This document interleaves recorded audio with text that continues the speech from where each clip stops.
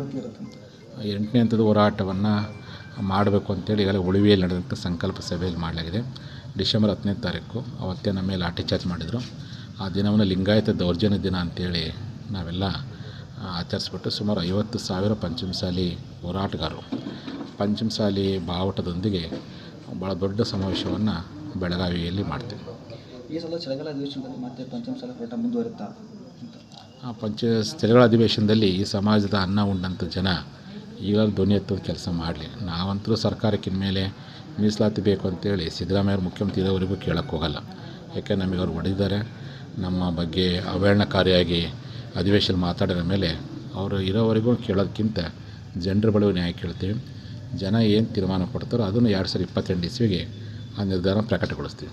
ಈ ಸಲ ಹೋರಾಟ ಯಾವ ರೀತಿ ಇರುತ್ತೆ ಚಳಿಗಾಲ ಅಧಿವೇಶನದಲ್ಲಿ?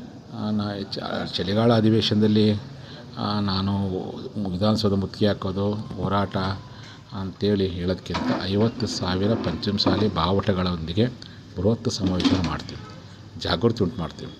ಅವ್ರು ಮತ್ತೆ ಕೇಳೋಕ್ಕೆ ನಾವು ಹೋಗಲ್ಲ. ಯಾಕೆ ನಮಗೆ ಹೊಡೆದಾರೆ, ನಮಗೆ ಅಗೌರವ ಮಾಡಿದ್ದಾರೆ. ನಮ್ಮ ಹೋರಾಟವನ್ನು ಅಸಂವಿಧಾನಿಕ ಅಂತ ಅಧಿವೇಶನ ಮಾತಾಡಿದ ಮೇಲೆ ಅವ್ರಿಗೆ ಯಾಕೆ ನಮ್ಮಿಂದ ಅವ್ರಿಗೆ ಯಾಕೆ ಮುಖ್ಯಮಂತ್ರಿ ಮುಜುಗರ ಮಾಡೋದು? ಅವ್ರು ಕೊಡಲ್ಲ ಅಂದಮೇಲೆ ಅವ್ರದ್ದು ಕೇಳೋದಕ್ಕಿಂತ ಬಸವ ಕಲ್ಯಾಣದಿಂದ 8ನೇ ಹಂತದ ಹೋರಾಟವನ್ನು ಪ್ರತಿ ವಿಧಾನಸಭಾ ಕ್ಷೇತ್ರಕ್ಕೆ ಹೋಗಿ ಜನರ ಜೊತೆ ಚರ್ಚೆ ಮಾಡಿಕೊಂಡು ಅವ್ರು ಏನು ಸಲಹೆ ಕೊಡ್ತಾರೋ ಆ ಸಲಹೆ ಸ್ವೀಕಾರ ಮಾಡಿಕೊಂಡು ಹೋರಾಟ ನಿರಂತರವಾಗಿ ಮುಂದುವರಿಸೋ ಪ್ರಯತ್ನ ಮಾಡ್ತೀವಿ. ಕೊನೆಯದಾಗಿ ಪಂಚಮಸಾಲಿ ಶಾಸಕರಿಗೆ ಏನು ಹೇಳಕ್ಕೆ ಇಷ್ಟಪಡ್ತೀರಂತ ಹೋರಾಟದ ಸಮಯ?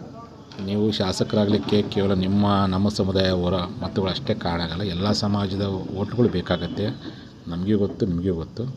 ಆದರೂ ಈ ಸಮಾಜದ ಹೆಸರು ಹೇಳ್ಕೊಂಡು ನಿಮ್ಗೆ ಟಿಕೆಟ್ ಕೊಟ್ಟರಾದ್ಮೇಲೆ ಈ ಸಮಾಜದ ಹೋರಾಟದಿಂದ ನೀವು ಗೆದ್ದಿದ್ದೀರಿ. ಈ ಋಣ ತೀರ್ಸೋ ಕೆಲಸ ಮಾಡಿದರೆ ಇತಿಹಾಸ ನೀವು ಉಳಿತೀರಿ. ಋಣ ತೀರ್ಸೋ ಕೆಲಸ ಮಾಡದೆ ಹೋದರೆ ಇತಿಹಾಸ ನೀವು ಅಳೆದು ಹೋಗ್ತೀರಿ. ಹಾಗೆ ಉಳಿಯುವಂಥದ್ದು ಅಳೆಯುವಂಥ ನಿಮ್ಮ ಕೈಲಿದೆ. ಇನ್ಮೇಲೆ ಮನಸ್ಸು ಪರಿವರ್ತನೆ ಮಾಡಿಕೊಂಡು ಸಮಾಜ ಅಂತ ತಾಯಿಗೆ ಋಣ ತೀರ್ಸೋ ಕೆಲಸ ತಾವೆಲ್ಲ ಮಾಡಿರಿ ಅಂತೇಳಿ ಬಹುತೇಕ ಎಲ್ಲರೂ ಸಪೋರ್ಟ್ ಮಾಡ್ಯಾರ. ಕೆಲವ್ರು ಏನು ಹಿಂದೇಟು ಆಗ್ತಿದ್ರೆ ಅವರೆಲ್ಲರೂ ಋಣ ತೀರ್ಸೋ ಕೆಲಸ ಮಾಡಲಿ ಅಂತೇಳಿ ನಮ್ಮವ್ರಿಗೆ ಹೇಳ್ತೇನೆ, ಉಳಿದವ್ರಿಗೆ ಹೇಳ್ತೇನೆ.